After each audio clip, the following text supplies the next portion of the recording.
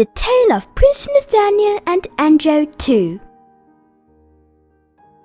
Greetings! If you haven't read the last book, The Tale of Prince Nathaniel and Ann Joe, go and find it in my channel. If you have read it, great! Flip to the next page. Born lowest of the low. That night, Nathaniel was writing in his diary with a silver pen when in came a maid. "Your Majesty," she said, giving him some fancy clothes, "there's a grand feast tonight. The king requested you wear your best clothes." Nathaniel looked out his window. It was raining and someone was out there. It was Ann Joe. She was out there desperately collecting firewood when he was wearing fancy clothes. He felt sick. This was wrong. Soon the feast began. King Nathaniel IV. One of those gold buttons would be worth a few meals for Anne. Queen Margaret. One of those frills could have been a shirt for Anne. Prince Nathaniel V. Shouldn't I be helping Anne now? The feast ended and the ball was starting. The guests chatted. "I seem to find those horrid beggars everywhere. Most certainly, we should chase them away." Nathaniel couldn't stand it. He shouted, "Why should we treat them like this? They're people." "Nathaniel," said the king, "that was Princess Veronica of a powerful kingdom talking. Look at her crown. Don't argue." Nathaniel felt himself boiling. "No matter how much money one has or how fancy one is, we are all equal." "Nathaniel," snapped the queen, "behave yourself. We all know those beggars are born lowest of the low." "Oh, really? What about Ann Joe? She could have had a better life." Nathaniel couldn't stay here any more. Out he ran. Hopeless. Flipping over the wall via a ladder, the prince ran into the bushes. His crown was terribly useless now, and the queen said he would catch a cold in the rain. He decided to go up the hill and help Ann Joe. She'd be unable to light a fire. Nathaniel ran towards the hill, splattering his shoes with mud. Then he scrambled upwards. He tripped on a rock, his arm scraping against another. Ann Joe would have said, "It's nothing," but he screamed out in pain. Finally, the prince came to the top of the hill. Ann Joe was there, dirtier than ever. "Prince Nick, today's a festival. I saved up my money for a loaf of bread and some sausages. Disappointing's raining so hard." Nathaniel proved himself to be rather hopeless.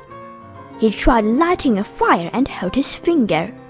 He tried extra waterproofing and shelter and did the opposite.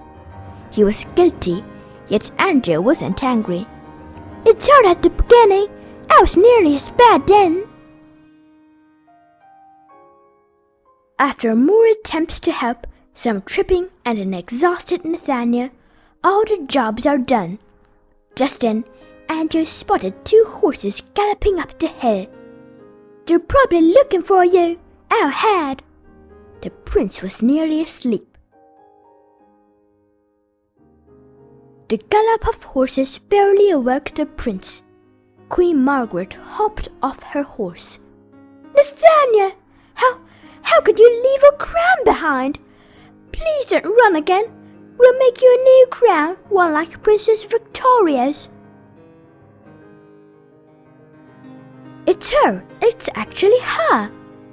When you're a sick prince, which Nathaniel was claimed to be, the only thing you can do is to fiddle with your porcelain royal figures. After some time you'll be back in prince studies.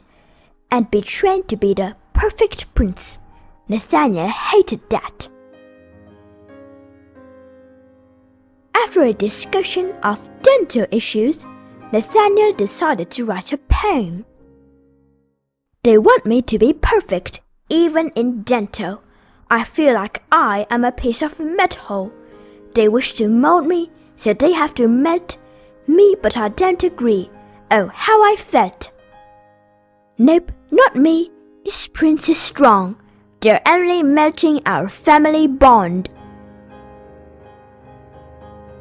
The door opened.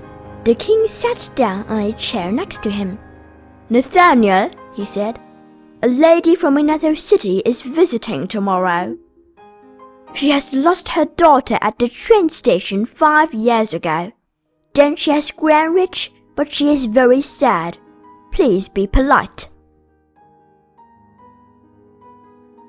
It's her! It's actually her!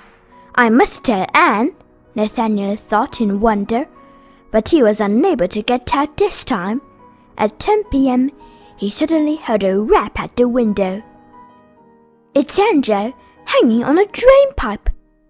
They say it's gonna storm tonight. I'm sleeping in. As Ann Joe curled up in Nathaniel's plainest sheet on the rug, the prince curled up on his bed. He enjoyed the quietness and stillness and the equality of the moment. I must tell Ann Joe, he thought, but he couldn't pull from the stillness.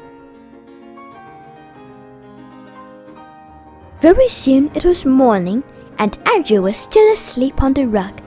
That's when the no-nonsense elderly maid Edith crossed the corridor. On a command to get Nathaniel some tea, she opened the door. Waiting for the rest of the story? Hoping to hear the end? Come to our channel today. Search for The Tale of Prince Nathaniel and Ann Joe 3. Also, check out more great books by me. Remember to give a like and subscribe to our channel.